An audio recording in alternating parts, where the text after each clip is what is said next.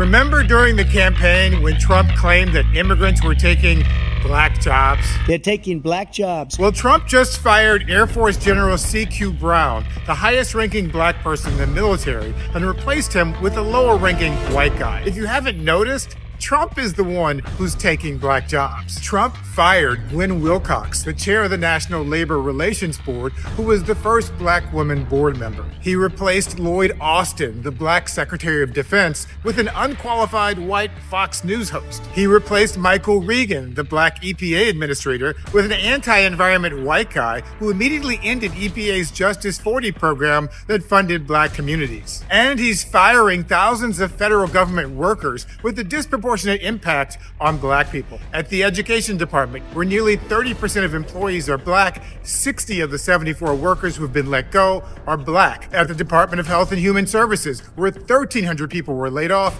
20% of the staff was black. At the Veterans Affairs Department, which lost 1,000 employees, 24% of the staff was black. Trump officials aren't even hiding their racist motives. White men must be in charge of everything, they say. Ever since Truman desegregated the armed forces in 1948 and Kennedy and Johnson banned racial discrimination in the federal workforce in the 1960s, the military and federal government were the few places where black people could get a good job in an era of racial discrimination. My father served in the military, and my mom and grandmother both worked for the federal government for decades, which allowed my family to move into the middle class when I was a child. That's why black people make up 13.7% of the U.S. population, but account for nearly 19% of federal workers. And that's why Washington, D.C., which used to be called Chocolate City before gentrification, once had the highest median income for black people of any city in the country. But last month, Trump rescinded the anti-discrimination rules that have been in place since the 1960s, so he could fire black people at will. We are witnessing the most sweeping presidential attack on black workers since Woodrow Wilson segregated the federal workforce in 1913. Adam Serwer at The Atlantic calls it the Great Resegregation.